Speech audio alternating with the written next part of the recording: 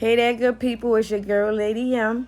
Thank you for tuning in and spending some time with me. You could be doing anything else in the world, but you're taking a few minutes to kick it with me, and I appreciate it. So I'm sitting here with one of my SisStars, my sister girls tonight, and we just gonna chop it up. And we were sitting here talking about self-preservation versus selfishness. Right, sis? That's right. Sis, you want me to introduce you? Or you just fine with sis? We can just roll with sis. You can just roll with sis? That's Because cool. people that know, they know who it is. Yeah. Right? If you know, you know. Right. So look, good people, earlier today, my sister kind of felt like somebody was throwing a little bit of shade about some decisions she recently made for herself. And they were indirectly or implying that she was selfish. Mm-hmm. So we're going to chop it up about that. Because I'm wondering how many other people out here experience this type of stuff. Sis, I feel like when you reach a certain point in your journey, you go through things, you go through a change, you go through a transition. Well, at least you should. You should if you're growing. And if you're not growing, then we know what that definition is, right? Right. So if you're growing and you're advancing in life, you're going to go through some shit. And you got some tough decisions to make. And sometimes I feel what some people look at as selfish is misunderstood because they don't understand the person's journey and their need for self-preservation. Yeah. I think that the issue was, for me, is that some people were equating self-care aspects. Not saying that self-care isn't important in self-preservation. Mm-hmm. And the example that I was referring to was that if you get on the plane and the stewardess gives you the whole spiel about make sure if the airbag comes down and you have to put yours on before you could help anyone else. Mm-hmm. So that was the point that I was trying to make in my conversation earlier today. I was like, well, I really felt like this was a better move for me because per that example, I would not be able to help you before preserving the ability to assist myself. Right. And it was misconstrued, I felt, as being selfish. Mm-hmm. But I think you actually gave a better example in our off the record conversation earlier today when you gave the example about a breastfeeding mom. Yes. Because, and maybe you should present that to the other person, because when a mom breastfeeds, she cannot give nutrients to her offspring if she herself doesn't eat and nourish herself. That is true. So she has to take the time to prepare her meal, to eat her food, to get her rest, and that's self-preservation, so that she can complete or do or achieve a selfless act or deed. And I think a lot of people, I personally feel like some people just don't understand. And sometimes it's because they are selfish. How selfish is it for me, sis, if you say to me, sis, I'm going through something right now, I might be quiet for a couple days, I'm good, I'll reach out when I'm ready. And I want to respect that, even if I'm concerned, if I'm worried, I want to respect that. Nothing wrong with sending a text, hey, you good? Or calling and leaving a message just to let you know that I care. Right, or let me know if you need me for anything, something along those lines. Right. Yeah. But if I, in turn, when you did call me, attack you verbally by saying you're not a friend, you're fake, you're phony, you're in and out, you wishy-washy, whatever the case may be, that's selfish of me to not respect what you need to do for you so that you could come back and be the friend that I want. Because the reality is we're all in whatever type of relationship it is, it should be a give and take. I agree. But I think the person who misconstrues that misconstrues self-preservation as selfishness might be selfish. I can see your point with that as well. I would even go as far to say that some women, provided their position in their family, they think that their sacrifice to always be sacrificing themselves for their family is that how can I say this? There's a level of selflessness that should not be crossed, and when people set those boundaries to preserve themselves, to not be exhausted or depleted or taken advantage of, that too. Mm-hmm. It is misconstrued when you say, okay, this is where I have to stop you right here because I'm not able to go any further with this part. And it's not to hurt you. Hope it actually advances you, because if you're not growing, in my mind, I feel like you're dying. Or you maybe you're already dead, because you're supposed to grow and learn something new every day. And I kind of got off the track a little bit, so not to be too selfless. It is okay to sacrifice some of yourself for your family, mm-hmm. but to what extent? And I think that that's where some women get confused or don't know that they can set boundaries and it not be selfish. You know what that just made me think about, sis? And it's probably our generation of people can relate to this. Do you remember being little and you would have company come over and you may have your favorite toy, and you're fine with sharing all the rest of your toys, but your favorite toy, that's your personal toy. But your parent made you share and told you not to be selfish. So I feel like indirectly we were taught that it's not okay to have something for yourself. But how fair is that, in all honesty? Because that's a boundary moment, even as a little person. That's a natural boundary. This belongs. This is mine. And I was actually. This one's special. You know, that's crazy, because it actually used to happen to me a lot. Younger cousin. I was maybe 3-4 years older than her. Mm-hmm. Anything that I had that was her favorite color, if she was over the house visiting and she asked for it, it was understood that with me being the older cousin, that I would give her that because it was her favorite color. Whatever it was, regardless of if it was mine, but because it was her favorite color. Oh, don't be like that. What are we really teaching? Right. What are we really teaching? And I feel like that at this age, I don't want to keep relearning that lesson, because being selfless shouldn't make you feel worthless. Right. Right. It should not. It should not. It and should if not. it is, then it's too much.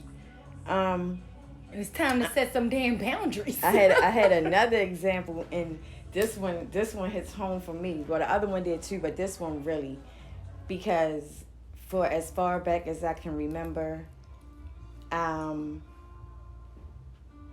only want to. I'm a hugger, but I'm a selective hugger. Me too. I don't hug everybody, and I remember being little.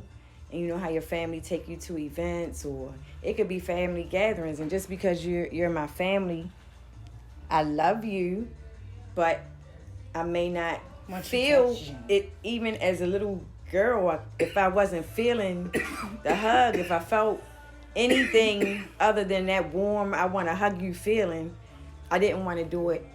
And my parents used to say, go ahead, give them a hug. No matter who the person was. That's violating boundaries, right?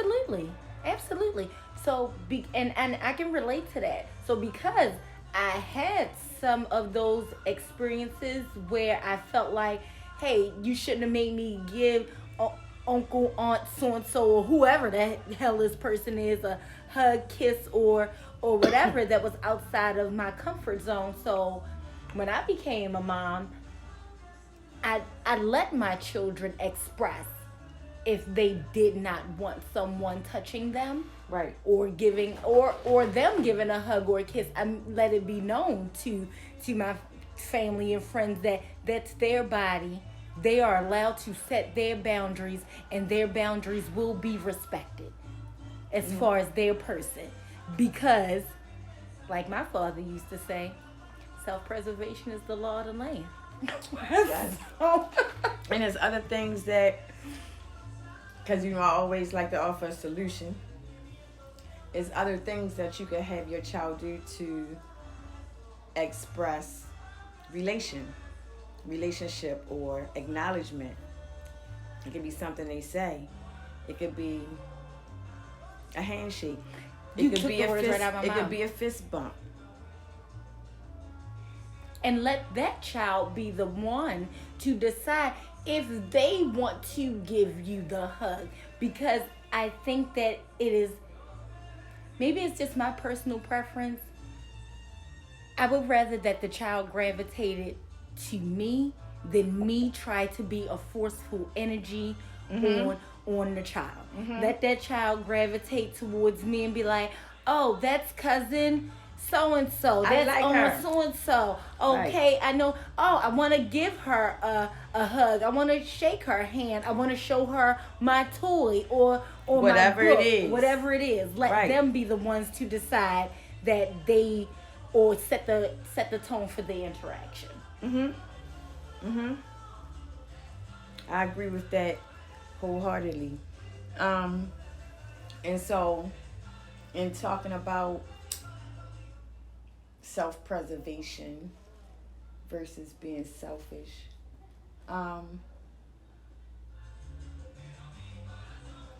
self-care is necessary for self-preservation, certain levels of it. That you took the words out of my mouth. Because self-care is, taking a bath, taking a shower, absolutely, brushing your teeth, your hygiene, all of going it. Going to the doctor, mental, getting physical, a checkup, making sure your health is in priority.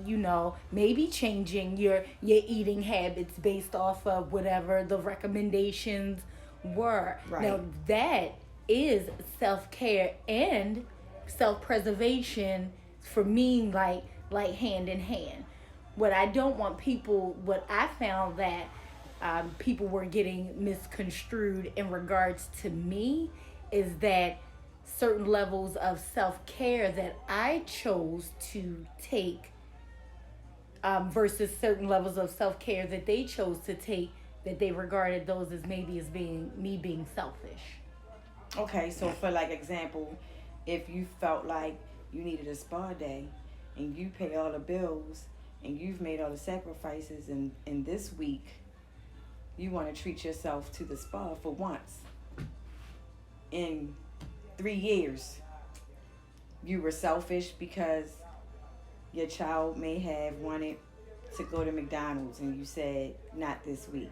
In addition, something like that. Something like that, but it would have been more along the lines of you're gonna go to the spa and you have children. What about them?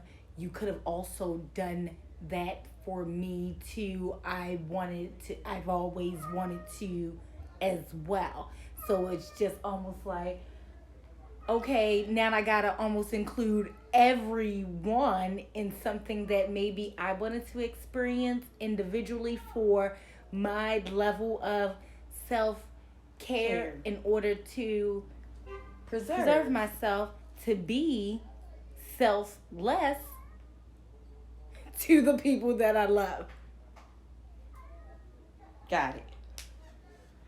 And it is hard, especially parents, and I'm not even just going to say women, parents, and especially single parents, because they don't have the same support. And you're really in the house playing two roles, even though you're one person. So your time for yourself is slim. You have to steal moments. I believe everybody should, whoever they are, take 30 minutes to an hour out of their day just for themselves. Whatever makes them relax, makes them feel good, makes them unwind for the day. I agree. But a lot of single parents don't get that opportunity, because by the time they get the kids settled and situated, they're exhausted. I used to, in order to maintain a certain level of self-care when my children were younger, I used to do my spa days, I think like in the middle of the night. I make sure they were all set up and everything, and I would do all sorts of like facials and whatever kind of mask and stuff that I would purchase and things like that, and make sure I would soak with all the candles and everything because the house would be quiet and I could quiet my brain to see what was necessary for me to do next to help to maintain the preservation of myself and my family. So right. For me, even though it may not have ever seemed like to the people that I love that their interest was always involved in what I was doing, because that's how deeply vested I am. Okay. It may have seemed like I was selfish, but my self-preservation was as a plan because I don't mind being selfless. Right. For the people that I love. It's nothing that they couldn't ask me to do that if I'm capable of that. I feel you. Until those boundaries are broken, then I'm like, so it's time to preserve myself again.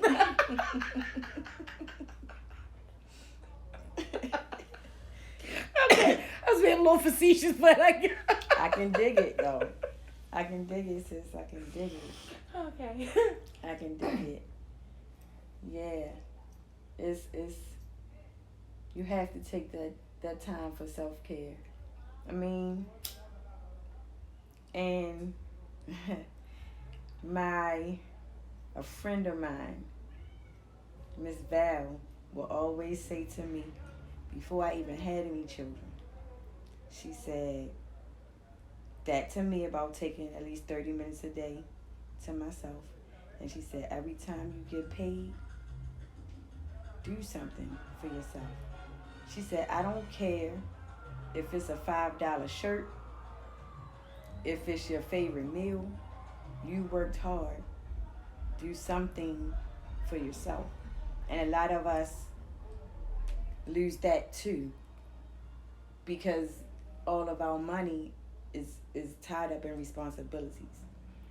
So we feel selfish if we take from that to do something that we deserve because we worked hard. You're supposed to reward yourself. Absolutely, but you could also even tie that back into the example that you had given earlier that I piggybacked off of, with the having to share that one item as a child. So some of us are still reliving some of the things that we never even resolved from when we were children, and we're just adults with adult situations, but still dealing programmed with those issues that need to be addressed and resolved in regards to your self-preservation versus selfishness.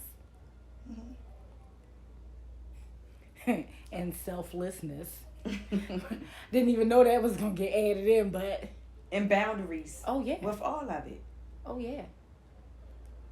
And it's not to overindulge in yourself or to overextend in yourself, because then I do believe that's when it's beyond self-preservation. But man, come on. See, that's my issue. How many times overextending myself? How many times when your kids were younger, how often were you able to go out and hang out with your homegirls when your kids were younger? You know how much planning had to go into that situation? Right. So in advance. So if you did it, how often? Would it be like once a month, once every couple months? You don't even know? It was at least at one point in time, it was at least once a month. I will give my parents that. If it was planned enough in advance, it would be like, okay, I can see where you need to get a break or whatever. But it had to not, because I was respectful of their need of self-care and self-preservation, it had to be planned enough in advance not to, conflict with anything they may have had going on. Or anything that they wanted to have going on. So, for me, it was a while. And I recall the first time I did that, and it wasn't with their dad. It was like you out there partying and you left your kids at home. That's the worst feeling in the world. They're with their dad.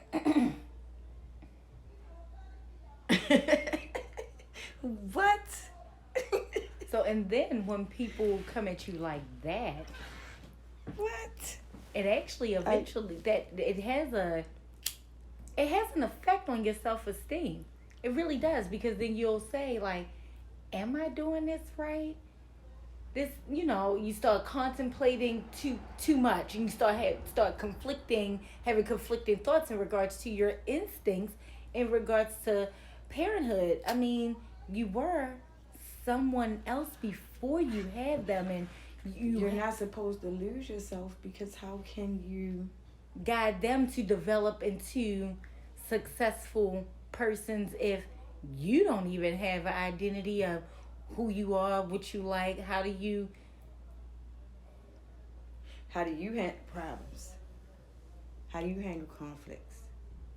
What do you need to improve? Oh, that's self-preservation too. Working on self, and you have to have time and space to do that. Yes, you should.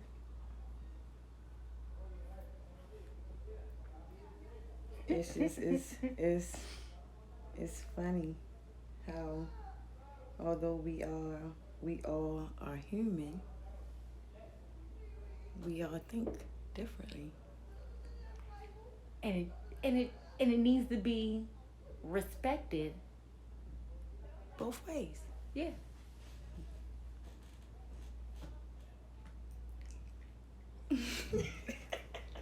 The most right now, right? Oh man. We had hit on a couple of other points earlier too. That off the record conversation earlier was we really should have did that started then, but I don't even remember. It was something else that we had spoke on as well in regards to self-preservation, self-care, boundaries.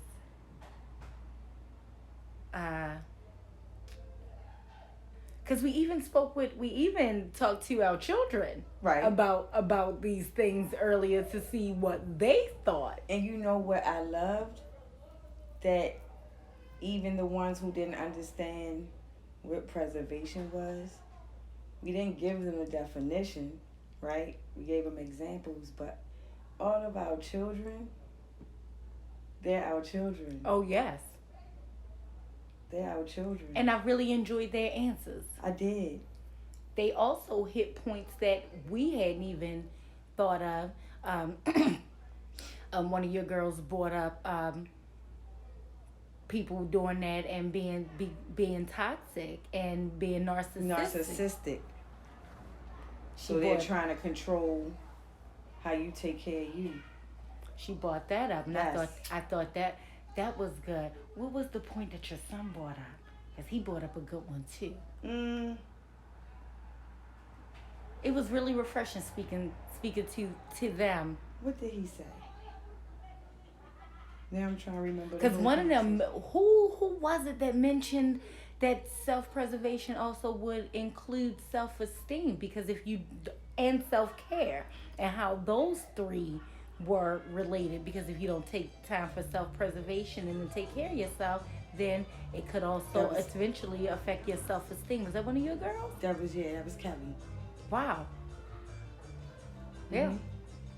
It was good. It was good talking to them. And I think it was my girl that said that, she understands how important it is that she takes time for herself and to set boundaries. I know she do. Listen. Listen. You will respect them boundaries. And you can't feel bad for enforcing them. Like, no is not a mean word, it's a powerful word when used appropriately and necessarily. Yep. So I'm going to leave that with the good people. It's okay to say no. It's okay to preserve yourself. Yeah. That doesn't make you selfish. At all. Because how can you pour into another vessel if yours is empty? Where you getting the water from? Yeah. How I'm going to share my drink if my cup empty, sis? It was one of your children that said something about that too. Like, why would I have a meal?